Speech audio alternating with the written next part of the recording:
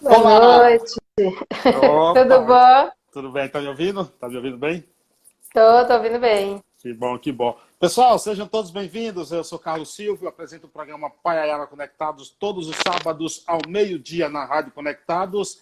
Você acessa radioconectados.com.br. Acompanhe também os nossos podcasts. Estamos nas seguintes plataformas: no Spotify, Deezer, TuneIn, Cashbox, Google Podcast, Apple Podcast. Também tem tudo no site do programa, que é paiaianaconectados.com.br. Lá você acompanha também os nossos colunistas, o escritor Darlan Zurk, o jornalista e pesquisador de cultura Assis Ângelo e o também jornalista e crítico musical Sérgio Martins. Hoje, 9 de agosto de 2020, edição de número 137 dessa série de entrevistas que começamos na pandemia, hein?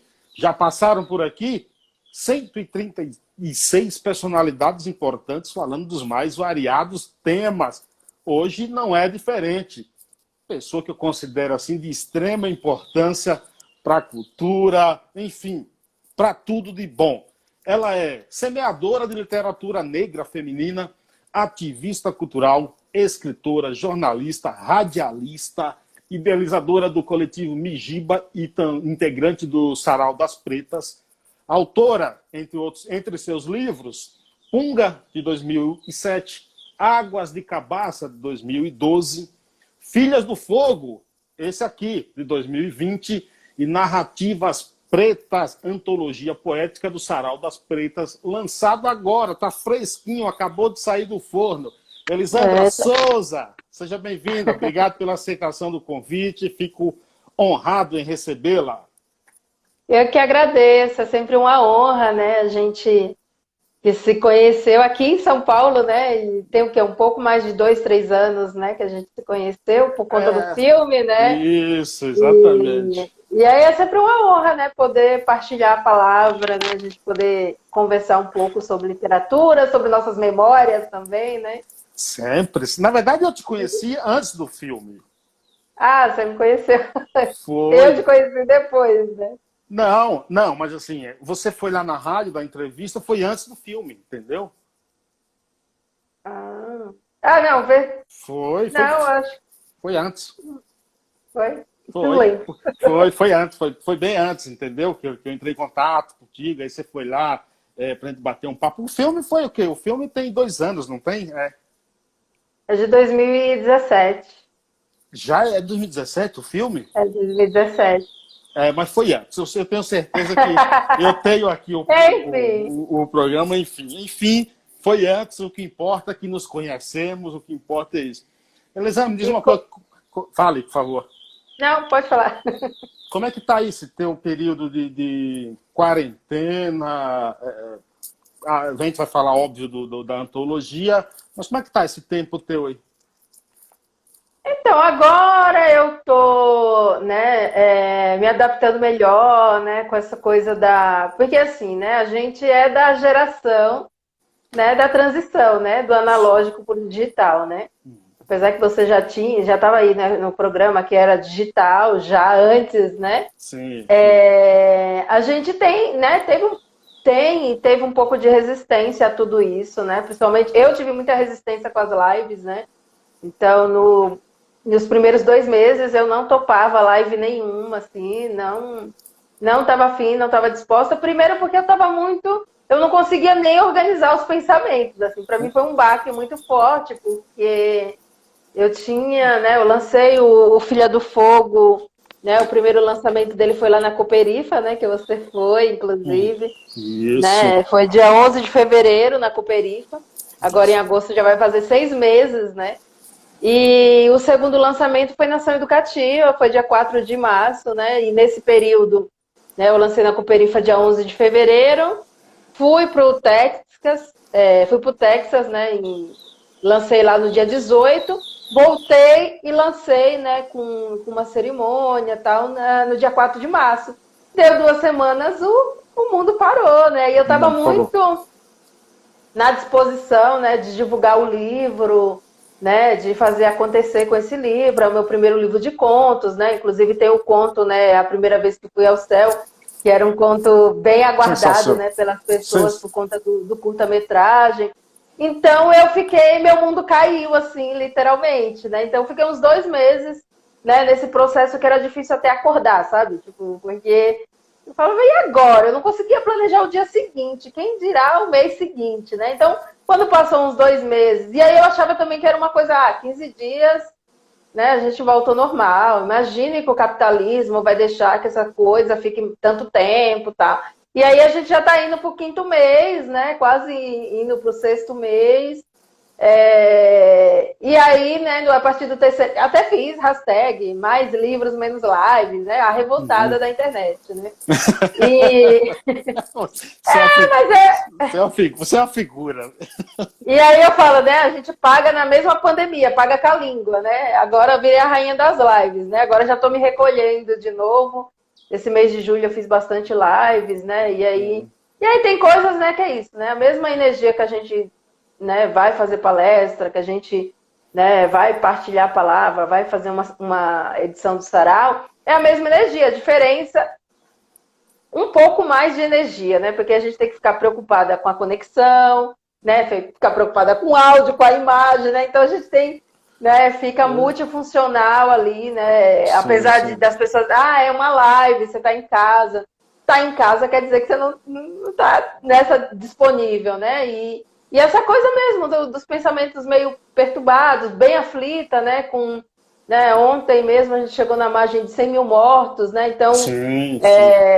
e aí eu fico observando aqui no bairro, por exemplo, eu só estou saindo, né, para colocar os livros nos correios uma vez por semana, e vou de carona com a minha irmã mais nova, então não tenho pegado transporte público, então não tenho saído, assim, né? E aí a minha mãe é mais velha, né, de risco, né? Então, e aí tem alguns trabalhos que eu consigo, né, fazer de casa, né? E aí eu trabalho com aglomeração de pessoas, né? O Claro. que O faz contato, né? O contato. o contato do aglomeradinho. E o nosso setor da cultura foi o primeiro a parar e vai ser o último a voltar, Isso né? que eu ia falar. Então, 2020 eu não tenho, né? Eu acredito que em 2020 a gente não vai ter eventos presenciais, né? E, né, até descobrir a vacina. E eu fico observando aqui o bairro e eu falo assim, nossa, o pessoal acho que já descobriu a vacina, só a minha casa que não, né? Porque as pessoas... Olha, Elisandra, você falando nisso, eu não parei.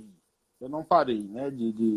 Eu fiquei, acho que uns 4 dias em casa no início, porque eu tive um pouco de febre e tudo, coisa e tal. Mas depois, foi aí que eu comecei a fazer as lives, aí estou fazendo todos os dias, entendeu?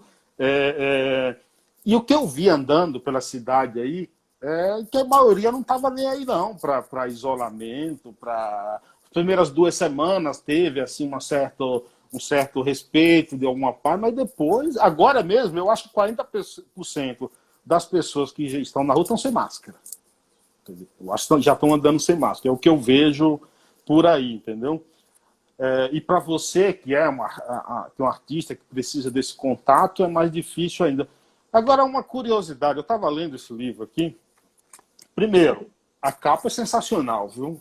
É maravilhosa. Eu comentei no dia lá, até estava com o Darlan Zurk lá, comentei, a capa é sensacional. E claro, que lê um conto aqui, ó, que está aqui na página 22, sobre a Fazenda Cauê, né, sobre a nossa querida Nova Soura, desperta, óbvio, uma curiosidade maior. Tanto que esse livro eu vou guardar aqui pro resto da vida. Isso não quer dizer que os outros eu jogo fora, não, entendeu? Mas me diz uma coisa. Não jogou fora. Os outros estão aqui. Me diz uma coisa, Elisandra. Você nunca tinha publicado esse conto em nenhum outro livro? Por quê? Não, esse conto, o Dara, né, que você está falando. Isso. Não, que na verdade o nome dele é A Primeira Vez que Fui ao Céu, né? O nome desse conto. Esse conto ele foi publicado a primeira vez em 2008, né, numa antologia chamada O Segredo do Céu da Boca, organizado pela Edições Toró. E esse ano, né, de tanto fazer live e comentar sobre o livro, que eu me dei conta que fazem 12 anos que eu publiquei esse conto, né? Olha! 12 anos. Né? E só que eu não me via enquanto contista, né? Era Olha só, Ana Fátima, diretamente de Salvador, aí uma escritora maravilhosa que você deve convidá-la, Já né? passa, ó, já manda direct aí, Ela ó. escreve, né, escreve poesia, mas escreve dedicada aí à literatura negra infantil, Ó, né? eu falei do seu, eu falei do seu nome, falei de você, falei mal também para uma vereadora de Salvador.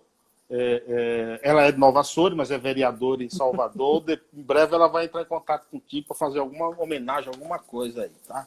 Ah, beleza. E aí, esse conto, né, tem 12 anos, só que eu não me via, né, enquanto contista, né, tinha essa insegurança, né, eu me sentia muito segura na poesia, né, me sinto muito mais segura na poesia, mas agora com o livro de contas eu já me vejo enquanto contista, assim, né, enquanto escritora, mas é um processo, né, o livro completa agora já 6 meses, né, então já deu para maturar esse meu lugar na prosa também.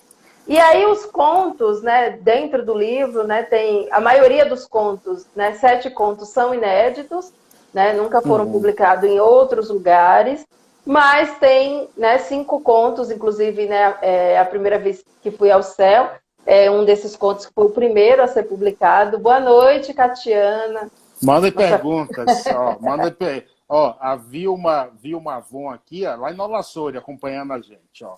ai, que maravilha.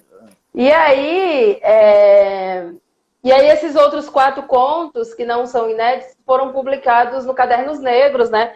Que é uma antologia, é a nossa antologia, né? Experiência de literatura negra de mais fôlego, né? Esse ano eles completam 43 anos publicando um ano conto, outro ano poesia. É o nosso maior exemplo, nossa tradição literária de literatura negra, mas também você fala com as pessoas não conhecem, né? Sim. E aí a gente entende o quanto é muito militância fazer escritas negras, né? Porque a gente tem essa dificuldade mesmo da distribuição, a gente tem tiragens baixas. Cássia Vale, gente, também de Salvador, escritora de Olha, literatura negra infantil também, ó, que legal. Aí, ó, de Salvador. a Ela solteiropolitana, é tudo baiano tem. aqui, ó. Daqui A a, Bahia está em peso aqui hoje. daqui a pouco eu vou pegar até uma farinha ali e uma pimenta que é para degustar. Hum. E Agora, aí, agora me diz não, e uma. aí só Sim. falando assim, né, Hum. terminando aqui. Então, os outros 4 contos foram publicados, né, nessa antologia aí do Cadernos Negros. Então, dentro do livro, né, tem 7 contos que são inéditos, né, que foi a primeira vez que foram publicados. E aí você comentou da capa, né, das ilustrações, né, o Sim. projeto, né, a capa e as ilustrações são da Preta Ilustra, né, uma designer, né, daqui de São Paulo, super bacana, né, faz um trabalho bem bonito. E o projeto gráfico é da Silvana Martins, que foi minha professora de design, né? Ó, eu tenho autografado aqui o livro, tá? Desculpa aí, tá, Olha, pessoal? gosto assim. Mas me diga, você leu todo o livro já? Me conte as suas impressões sobre o livro. Eu li Agora o é o momento que eu livro. sou jornalista. Eu não vou responder, não, quem entrevistado aqui é você, entendeu? Não, vai responder sim. É uma troca. Eu li todo o livro, inclusive Darlan Zur, que falou que leu praticamente naquele mesmo dia. O Darlan é uma figura, escritor importante também pra gente. Ali é sensacional, meio louco, mas é sensacional. Assim, eu achei sensacional pelo fato dos seus contos, alguns parecem até mais crônicas do que contos. Eu acho que, por exemplo, o Dara, ele está mais para crônica do que, me corrija e pode me chamar a atenção, por favor. Mas eu vejo ele mais como uma crônica do livro. Não sei A se... galera assim, não, porque não é assim, a gente trabalha muito, né, a gente enquanto escritora negra, com as escrevivências, né, que é um conceito desenvolvido aí pela escritora Conceição Evaristo, né, que a gente se baseia nas nossas memórias afetivas, né, para, né, vir disputando essas narrativas, né, que a gente na literatura brasileira como um todo, né, os personagens negros, né, vêm muito carregados de estereótipos, né, Sim. lugares, né, que nos coloca enquanto inferiorizados, né, subalternos, né, a figura da mulher negra, né, sempre erotizada, quando não está erotizada, está na coisa da servidão, no trabalho doméstico, né, essa coisa da casa grande, da senzala, né, Então, quando nós, escritoras negras, nos colocamos nesse lugar, a gente está na disputa, né, de imaginário, né, de construir personagens negros, né, que trazem essa complexidade, né, nossas subjetividades, né, porque o que o racismo faz? Ele nos coloca na caixinha de que todas as pessoas negras são iguais, né? Se eu chamar a escritora Elisandra Souza, eu estou chamando todas as escritoras negras, e não é assim, né? A gente está, nesse momento, né, batendo muito na tecla que a gente precisa dessa pluralidade de vozes, né, dessa diversidade mesmo, que, né, a minha literatura, né, apesar de convergir, né, com a literatura negra produzida por mulheres negras, eu tenho um jeito de contar que só a Elisandra vai contar, né? Sim. A Cássia, que está aqui presente, ela tem um jeito de contar que só a Cássia vai poder contar, né? A Ana também. Né? Então, é muito... Né, o racismo, ele tira essa nossa subjetividade e coloca a gente num grande grupão e sempre acha que convidando uma, convidou todo mundo. E não é assim, né? A gente lutou muito e luta por representatividade, mas a gente agora também quer representação, né? Então é muito, né, muito complexo, assim. Você falou... E aí, quando eu falo... Só um minutinho. Quando eu falo que, né, são contos e não crônicas, porque são baseados nessas memórias afetivas que, de fato, tem coisas que nunca aconteceram. Né? Então, não é crônica porque não é um relato fiel do que aconteceu. Né? Por exemplo, essa história mesmo, a primeira vez que fui ao céu... Né? Ela não aconteceu dessa forma. Existiu o cajueiro, existiu, né, o avô, né, essa figura. Sim. Nunca existiu, né, o debate do avô com a avó. Tinha ali uma implicância da avó e tal. Então, né, e aí, por exemplo, a forma que foi contado no filme é uma forma que o Renato Cândido ele já misturou a memória do conto com a memória da mãe dele, né, em décadas anteriores a que eu vivenciei, né? Então, ele ficou muito mais rico, assim, né? Então, por isso que não é crônica, né? É contos mesmo, porque tem essa ficção, né? A partir de vivências, né? E memórias afetivas que eu vivenciei, né? Ou que eu relembrei, ou que eu ouvi de alguém, né? Então, é mais por isso, assim, que não é o espaço da crônica, né? Você falou no preconceito contra a mulher negra, no machismo também... e falou na Conceição Evaristo. Eu separei um trecho de uma fala dela aqui, que eu vou ler e gostaria que você comentasse sobre isso que ela fala e quais são as dificuldades enquanto escritora, mulher, negra da periferia. Ela diz o seguinte, abre aspas, certa vez, ao sair do local, esbarrou uma senhora com formação de arquivista, que reconheceu o rosto da autora de algum programa de entrevistas. Perguntou o que ela fazia. Conceição respondeu que era escritora e a mulher imediatamente perguntou se a romancista era autora de livros de receitas. E não estamos falando de uma pessoa sem leitura. Essa até deu um salto adiante. Mulher negra até pode escrever, mas tem que ser um livro de receita. Então, escrever e publicar são um ato de rebeldia que nos coloca em outro lugar, contrariando o imaginário que a sociedade brasileira tem sobre nós, mulheres negras e brasileiras. E aí eu gostaria que você comentasse isso.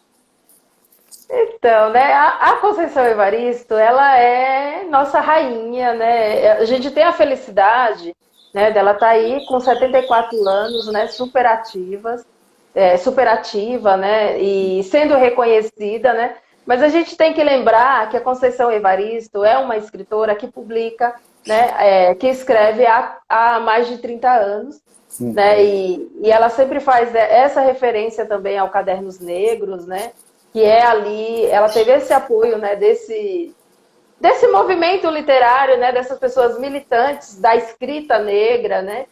E aí, se a gente pega, né, a história da Conceição, fico muito feliz que ela, né, esteja tendo, né, esse reconhecimento, né, sendo mencionada, mas ela tem 74 anos. Né? E essa é a primeira... Um dia você chega lá. E essa é a primeira vez que ela não se autopublica, né? a maioria das escritoras negras tem se autopublicado, né? Tem investido na publicação do livro, acreditado tanto no texto, nessa sua militância, né? De colocar essa nossa disputa mesmo de imaginário na rua, e feito esse investimento. Então, pela primeira vez que ela está tendo esse momento de ser reconhecida enquanto escritora, né? E aí, quando você pega essa fala, né, esses lugares comuns, né, que colocam nós, mulheres negras, sem direito à subjetividade, né, à diversidade de profissões, né, à diversidade de interesses, né? Eu posso ser mulher negra e gostar de rock, eu posso ser mulher negra, né, e gostar de uma literatura que normalmente outras mulheres negras não gostam, né? Então, quando nos estereotipa, nos coloca em caixas, né?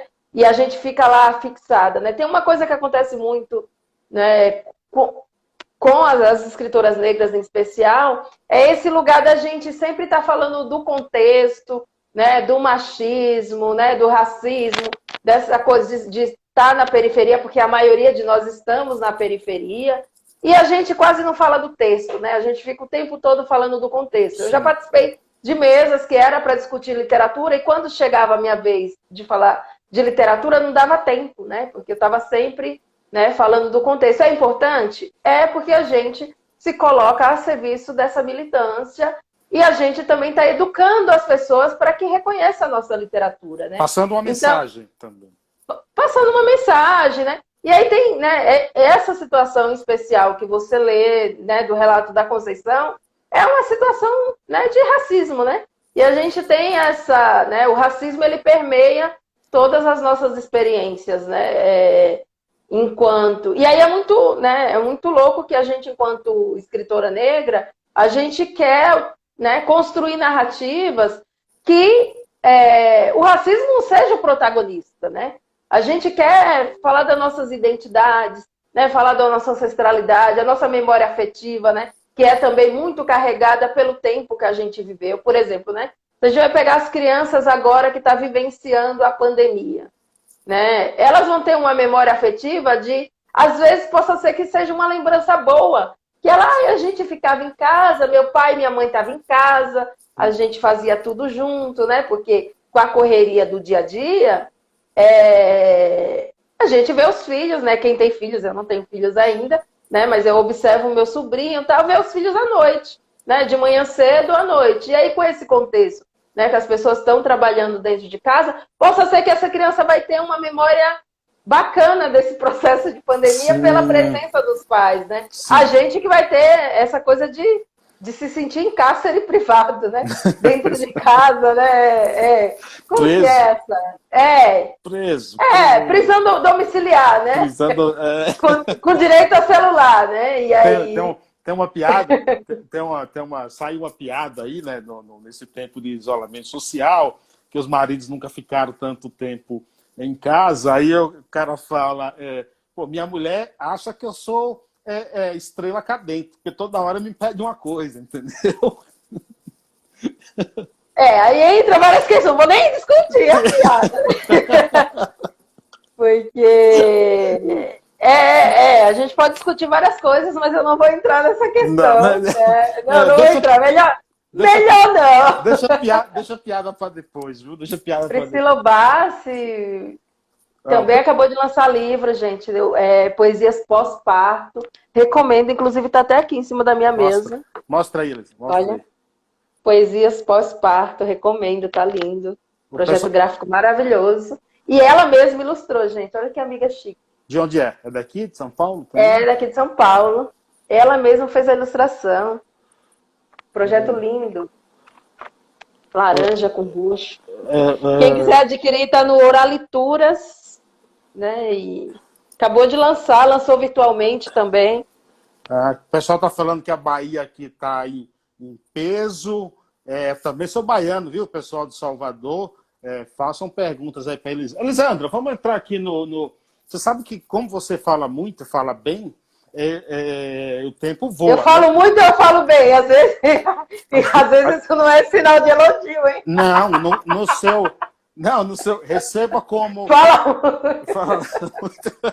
Elisandra, fala! Ó, receba como elogio as duas coisas, tá? Tem uma frase que é atribuída a Platão, não sei se é dele, mas que diz o seguinte: os sábios falam porque têm o que falar, os tolos porque têm que falar. No seu caso, cabe a parte do sábio, tá?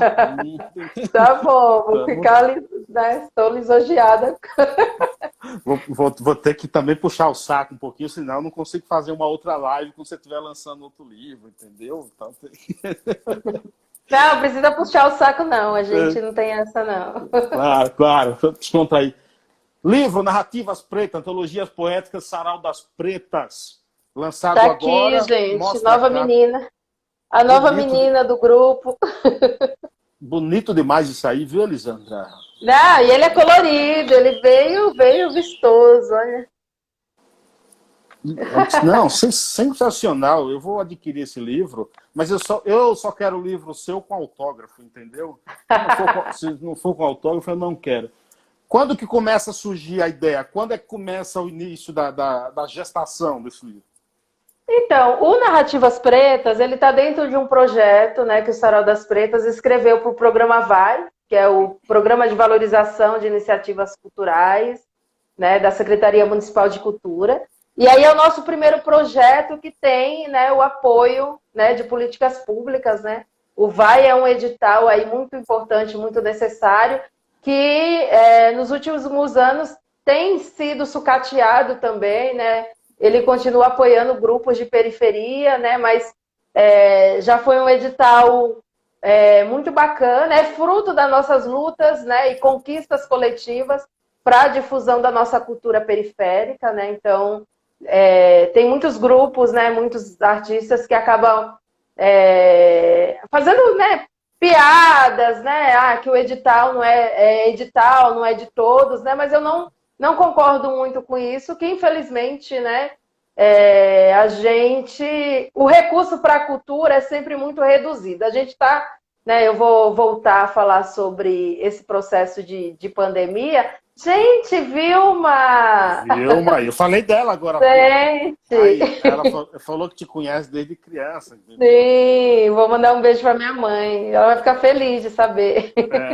Aí Nova Açores ouvindo, aí, acompanhando. Muito bacana. E aí, assim, né, esse edital, por exemplo, é um edital que foi uma conquista coletiva, né?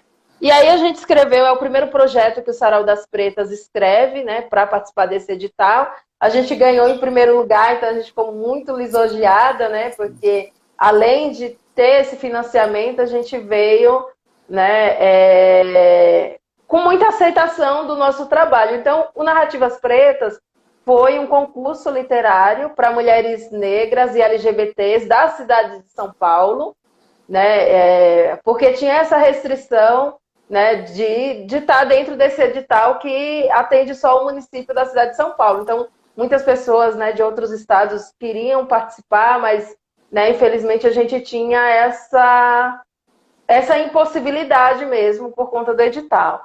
E aí, o que foi muito bacana é que quem se inscreveu no edital, quem se inscreveu no nosso edital do concurso literário, né, essas mulheres, são 20 autoras, elas foram selecionadas pelo texto.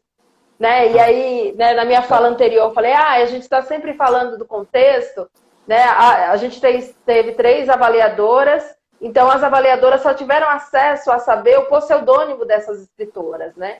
Então, essas escritoras que estão no livro, elas foram selecionadas pela palavra delas, né? Então, a comissão não sabia quem era essa, e nem a gente, porque a gente foi só relacionando, batendo as notas e tal, e a gente, nossa, foi fulana, a gente foi desvendando os nomes.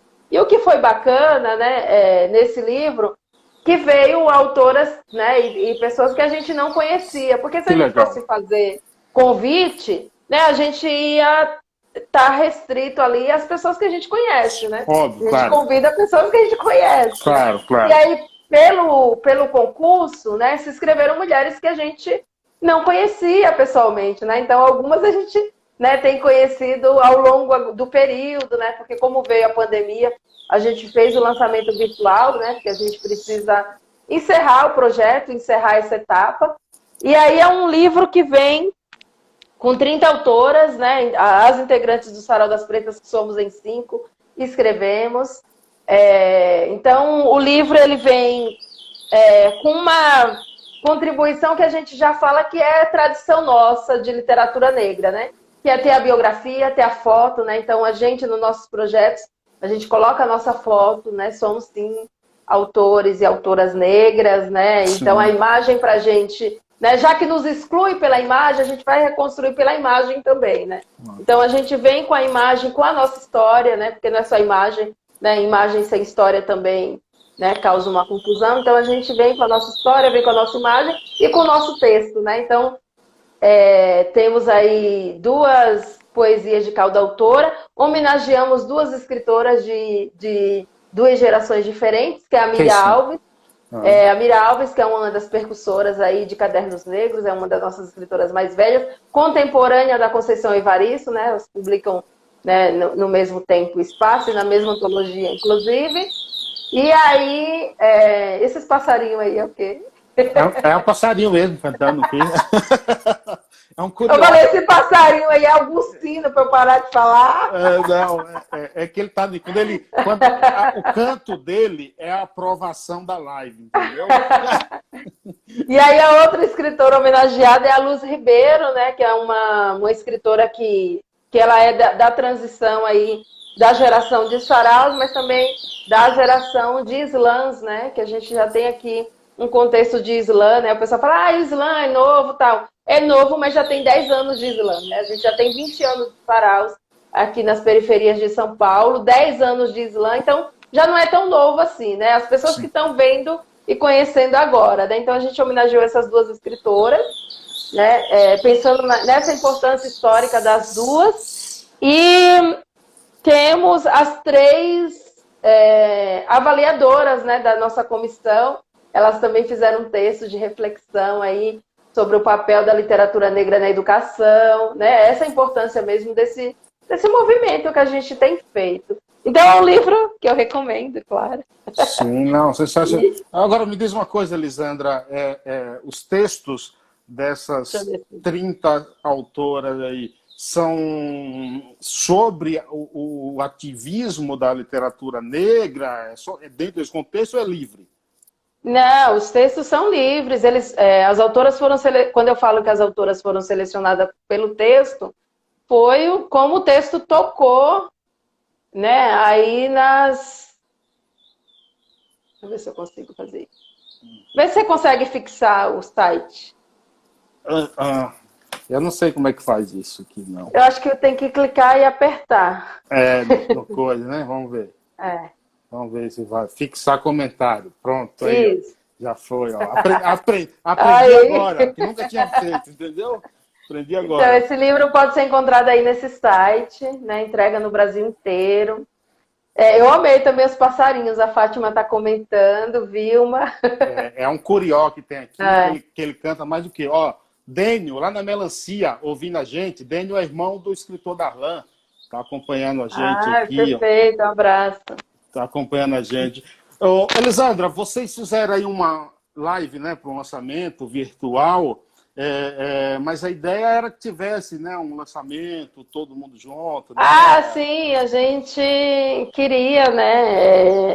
É isso, né? A pandemia mudou os planos e mudou a gente, né? Porque a gente não vai ser o mesmo pós-pandemia, né? Eu não sei se eu vou ficar paranoica, alguém me toca, já passa álcool gel. Você tá assim, Tá desse jeito? Não tô ainda, né? Mas o álcool gel tá sempre na bolsa, né? E máscara.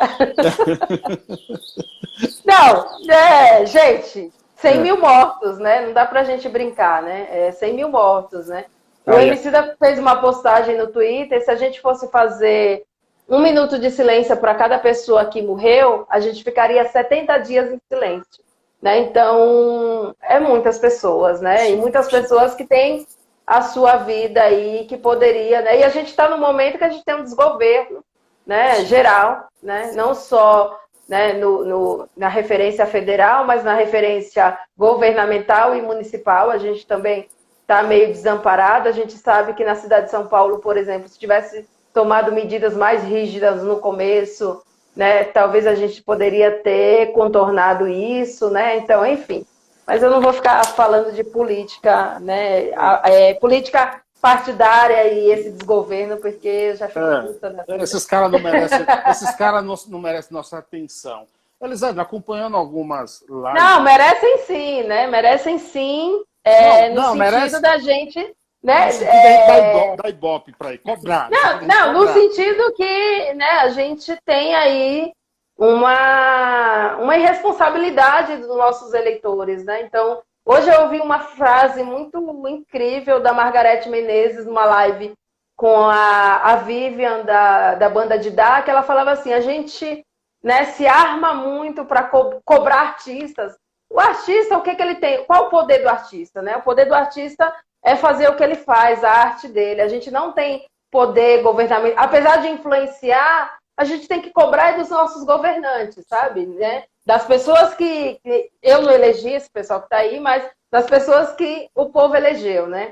E aí é muito, muito louco, que a gente acaba cobrando as pessoas mais próximas, né? Cobrando uma postura de uma Elisandra, cobrando uma postura de um Carlos Silvio, né? Por exemplo, porque as pessoas mais perto, só que a gente não tem esse poder.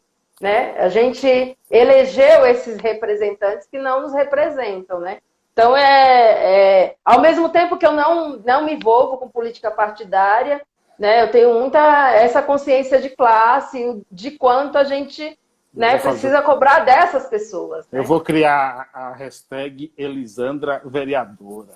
Deus me livre, vai ganhar Ibope não, filho, com isso aí. Olha quem tá por aqui, ó.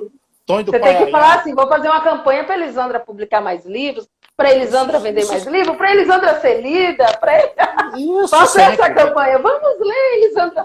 Isso, não, sem dúvida. Também. Não, eu como vereadora não ia dar, não. É muito barraqueira, né?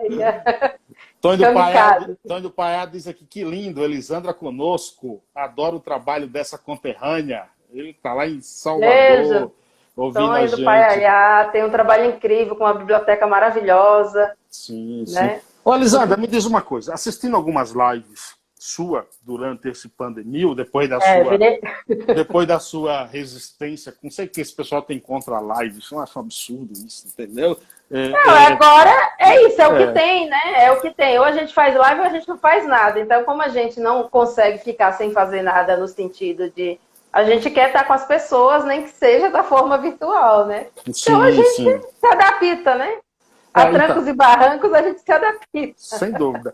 Então, assistindo algumas lives sua, alguns convidados dos que eu vi sempre citam você como uma referência no ativismo cultural, na literatura negra.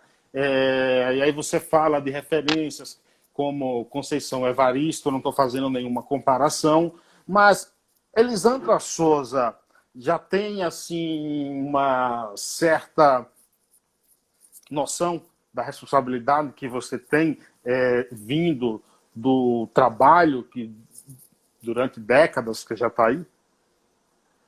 Então, a gente, enquanto escritora negra, a gente vem carregada de responsabilidades, né? A gente utiliza a nossa caneta para ampliar vozes de pessoas que, né, de outras mulheres negras que por muito tempo foi silenciada, né? Eu acredito que eu sou, né, esse instrumento, e quando eu falo de ser semeadora, né, claro que eu quero que a minha literatura, né, enquanto escritora, né, tenha esse reconhecimento, mas a gente só vai ter um reconhecimento real se todas nós, né, conseguirmos sermos reconhecidas, né, enquanto escritoras negras. A gente tem uma luta muito grande de sermos reconhecidas enquanto escritoras, né? Então, né, a responsabilidade... eu sou responsável desde que eu sou criança, assim, eu sou muito responsável por umas coisas, né? Quando teve, né, essa necessidade de publicar o Filha do Fogo, por exemplo, né, às vezes eu sou irresponsável comigo mesma, né, mas eu sou muito responsável com o outro, né? E aí uma das coisas que eu fiz para esse livro nascer foi eu me comprometer com essas duas pessoas que fizeram o trabalho base, né, do livro, que foi a ilustradora, né, a Preta Ilustra, e a Silvana Martins, que fez o projeto gráfico. Porque eu falei, se eu me comprometer com elas, né, acertar tudo direitinho, elas vão me cobrar e eu não sei dizer não, né? Não sei, né? E elas vão me cobrar, eu vou ficar sem graça, então eu vou fazer, né? Então eu vou fazer o livro. Então, para que esse livro, né, pudesse nascer, eu me comprometi com outras pessoas que não só comigo mesma, né? Porque às vezes eu falho, né, comigo mesma, né? Então essa coisa da responsabilidade, né? Primeiramente eu escrevo muito para mim, assim. Eu sou a minha primeira leitora, né? E eu sou leitora, né? Antes de e tem uma coisa que eu tenho falado muito, assim, eu não consigo sei lá, eu não consigo entender um escritor que fala que não lê ou que não, né, que não tem suas referências literárias. Para mim isso é muito estranho, né? Então, eu sou, antes de ser escritora, antes de qualquer coisa, eu sou leitora. Fui muito tempo leitora de bibliotecas públicas, né? Por não ter dinheiro, né? E a forma que eu tinha acesso ao livro era pegando os livros emprestados. Só que é isso, eu gosto de ter o livro, né? Eu sou uma apaixonada por livros, né? E esses livros que a gente veio produzindo são livros que foi feito por uma leitora, né? Então, enquanto leitora, eu sou uma leitora que eu olho a diagramação, eu olho a costura do livro, né? E eu ficava muito brava quando eu comprava os livros que a cola quebrava, né? Então, todos os nossos livros, né? Às vezes a gente paga um pouco mais caro, mas a gente faz questão do livro vir costurado. Pior né? que a gente Porque faz isso. Eu odeio quem faz isso aqui, entendeu? Cadê? Não estou conseguindo mostrar. Que usa isso aqui como marcador. Eu uso também, mas depende do livro. Isso é absurdo, entendeu? Isso é absurdo. Não, eu tenho vários marcadores, mas eu gosto de usar. Às vezes você está na pressa ali. Não admitam. Quebra a orelha do livro aqui, entendeu? Tony do Paiá diz que Águas de Cabaça é um show. Aí, ó. Ele que gostou de Águas de Cabaça. Ô, Elisana, me diz o seguinte. Por que há um preconceito ainda preconcebido, né, claro, sobre a intelectualidade, já que a inteligência não tem cor, a alma não tem cor, o cérebro não tem cor. Por quê? Isso terá fim um eu dia? acho que eu não concordo muito, né, com essa sua afirmação. Né? A gente tem aí, que não é preconceito, a gente tem um racismo estrutural, né, que define, né, quem vai ditar a intelectualidade. E aí a gente pensando em Brasil, né, a gente é formado aí, né, pelos três povos, né, portugueses, vamos colocar portugueses europeus, né, na mesma chave, né, os povos tradicionais, né, os donos da terra, que são os povos indígenas, e nós, os povos africanos, né, a gente que somos descendentes aí, né, dos povos africanos, né? E aí é muito louco, né? Porque o Brasil ele é tão escroto em relação ao racismo que ele não admite isso, né? A gente é um país que tem racismo sem ter racistas, né? E aí quando a gente tem escancarado aí situações de racismo, entra sempre para a injúria racial, né? Para essa chave do preconceito, né? Porque é isso, né? O racismo ele é estrutural mesmo, né? Ele está em todas as instâncias. Ele define todas as relações, né? Inclusive as relações, se a gente vai para o campo afetivo, ela define isso também, né? O racismo define isso. Então a gente, enquanto escritora, tem essa briga muito grande, né? De não fazer com que o racismo seja protagonista o tempo todo das nossas histórias, né? Por isso que a gente vai para o campo da afetividade, né? Para o campo da subjetividade, né? Enfim. Mas é o racismo, né? O racismo ele é eficiente e altamente tecnológico, né? Porque o tempo todo, por exemplo, nesses últimos tempos aí, tem tido muita conta de mulheres negras, né, nas redes sociais invadidas, né, né, de mudarem a senha ali, hackearem essas contas, que é uma voz que a gente está tendo, né? E aí quando a gente pega as redes sociais, né, a gente pensa que é tudo muito democrático, né? E é para todo mundo, não. Quem é mais visto, né? Até quando acontece, sei lá, situações de racismo, né? E aí um branco toma a frente ali para uma defesa, para alguma coisa, esse branco, né, ganha logo esse protagonismo, porque as pessoas brancas vão ouvir, né, as pessoas brancas, né? Então, e tem os algoritmos, né? Que ficam... tem toda uma dinâmica aí que não nos inclui, né?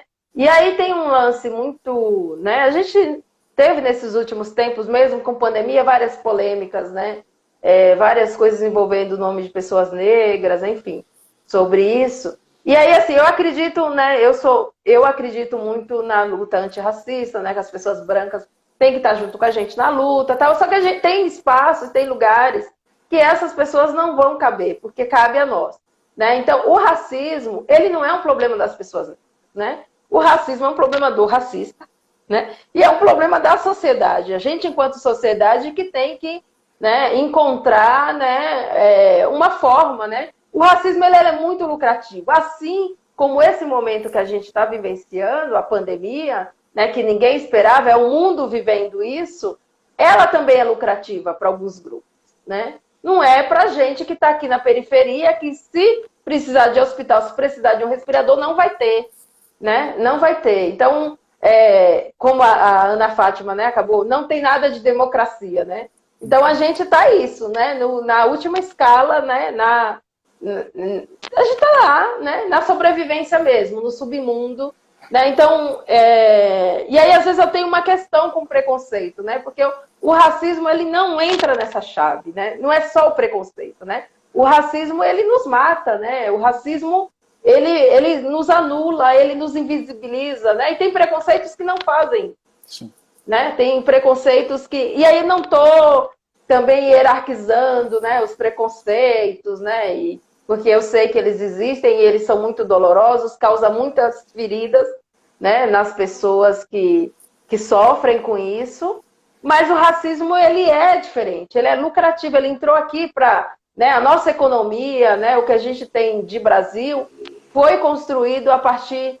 Né, desse racismo mesmo, né? De inferiorizar povos, né? E em todos os setores, assim, né? Para poder dominar, escravizar, enfim. Deixa eu te fazer uma provocação, então. Não provoque, não. Não provoque. Eu vou provocar. A gente só provoca as pessoas inteligentes. Então, deixa eu te fazer uma provocação. Elisandra Souza, escritora, poeta, passa pela tua cachola aí de um dia escrever um livro, seja de contos, seja um romance, seja de poesias, fora do contexto literatura negra, feminina?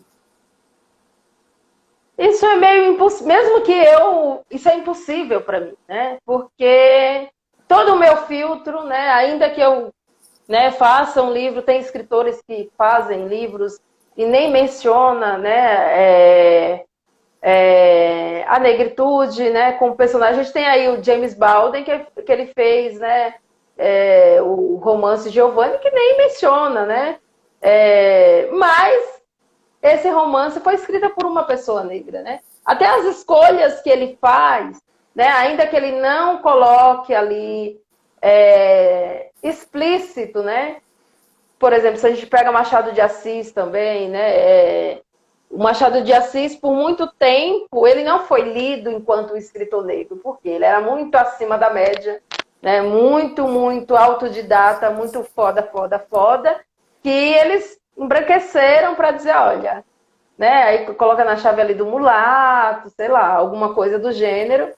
Porque assim, nossa, ele é tão extraordinário que não pode ser negro, como que a gente vai admitir que um escritor, né, um dos escritores mais formidáveis que a gente tem, né, na literatura brasileira é negro, né? Então, assim, ele ou Elisandra, mesmo que eu não mencione a palavra negro, que eu não mencione as vivências, vai ser o meu olhar de escritora negra, né? Ainda que eu não diga nada sobre isso. Assim. Mas eu faço essa escolha política, por quê, né? Porque a gente é invisibilizado, né? É o setor que, né, eu tenho uma descendência, eu até tenho amigos brancos, né? Eu tenho, né, a minha avó era descendente direta de portugueses, né, de ter coisas em casas, de herança de Portugal, não sei o quê, mas eu não tenho por que exaltar esse meu lado, né? Eu quero exaltar e afirmar, e não é que eu estou desprezando a minha linhagem, né? Quando eu fui em 2012 para Moçambique, eu percebi uma coisa que eu não percebia e que eu não mencionava, né? Que é essa nossa herança indígena. A gente, enquanto brasileiro, né? Ainda que isso, né? A gente tem aí o mito da democracia racial, que é um mito, né? Que é um mito que nos ajuda a colocar nesses lugares, né? Mas a gente tem essas três heranças, né? Dentro, mesmo que, por exemplo, né? Eu me pareça fenotipicamente, né? Mais negra do que descendente de português, né? Uma vez eu fui da formação para professores em Manaus, e lá eles têm um movimento dos mestiços, né? E aí um professor me provocou e falou assim, mas você não é negra. Aí eu falei, nossa, que boa notícia, eu posso sair daqui falando que sou branca? Ele, não, branca você não é. Então ele sabe que eu não sou branca, né?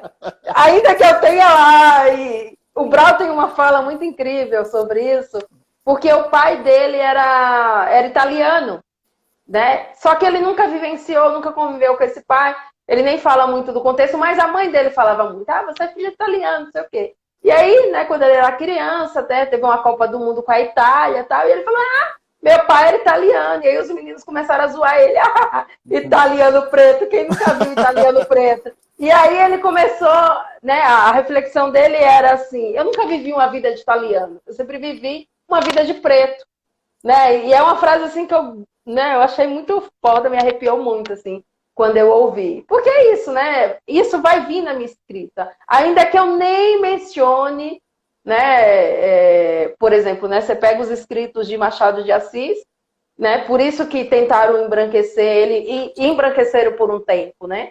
E agora a gente vem, não, Machado é nosso. Você vem achando que Machado não, Machado é nosso. Porque ele faz uma crítica ali ao Império, né? À República, muito forte. Né? Então ele não, né? Apesar de escrever, né? Isso, é uma leitura de contexto, né? Leitura de ver o contexto, né? Onde que ele estava inserido, né? E aí ele tinha todos esses atributos, né? De ser o extraordinário, né? E aí eu defendo muito, assim, que a gente porque as pessoas exigem da gente uma genialidade, né? Para ser muito, né? Para ser um escritor negro tem que ser muito gênio, muito extraordinário. E eu vejo escritores brancos medíocres, né, que tem muito mais reconhecimento do que escritoras negras que são incríveis. Então... Eu estava lendo até algo sobre isso esses dias, onde no texto dizia que o negro ele falha menos por conta dessa exigência toda que tem, que vem através do racismo, né? A gente não pode errar, né? Quando a gente tem uma ficha, a gente só tem uma ficha. Quando a gente tem, né? Quando a gente tem oportunidades, né?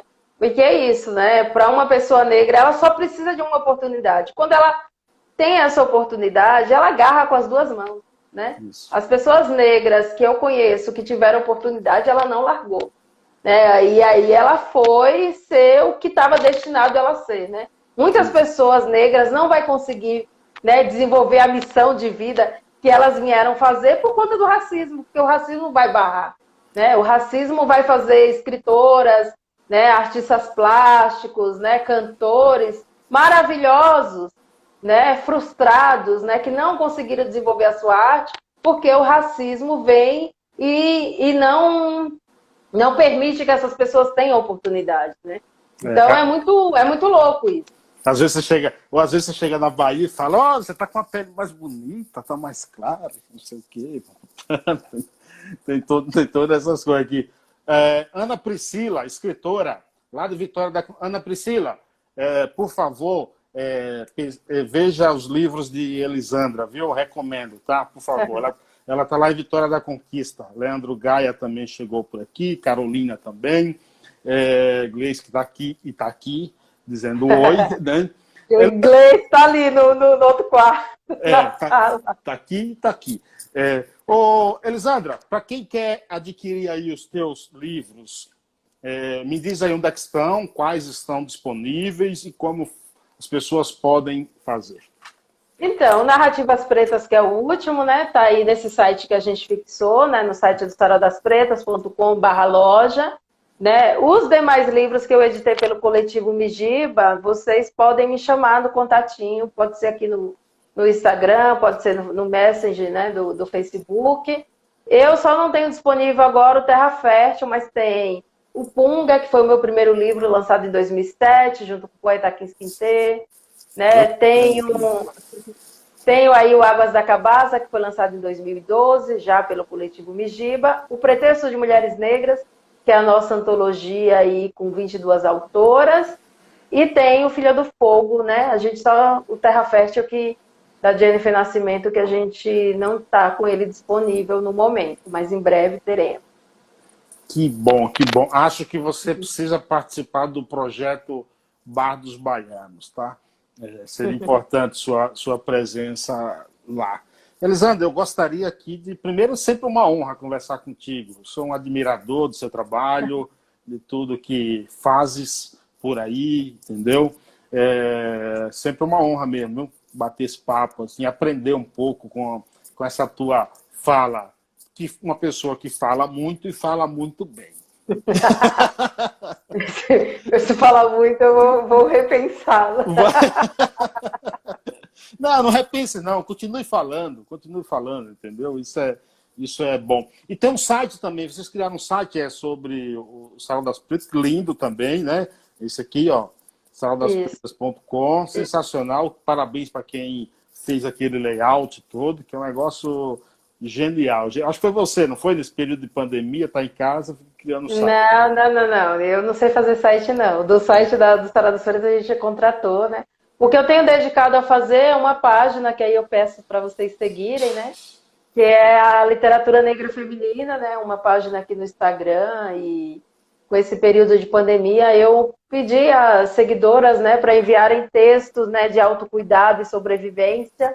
E a gente recebeu aí 44 textos, né? Então, textos incríveis. Então, eu fiquei postando, né, um poema por dia, falando de uma autora por dia. Foi bem bacana. Né, isso deu um boom de seguidores lá na página, então, por favor, vão lá no @ Literatura Negra Feminina, né, vai conhecer aí mais de 200, né, já temos mais de 200 escritoras por lá, né, a gente está agora com a lista, trabalhando com a lista de literatura negra infantil, feita por mulheres negras, né. Olha, Elisandra, acabou o tempo, olha, falta 1 minuto e meio. Obrigado, viu, querida? Obrigado. Eu que agradeço, é sempre uma honra, então quem quiser é só chamar no contatinho. Estou sempre aí à disposição. Valeu, gente. Muito obrigado. Essa é Elisandra Souza, fenomenal. Obrigado, querido. Um abraço. Tchau, beijo, tchau, abraço. Até a próxima. Amanhã esse vídeo está no YouTube. Um abraço. Um abraço.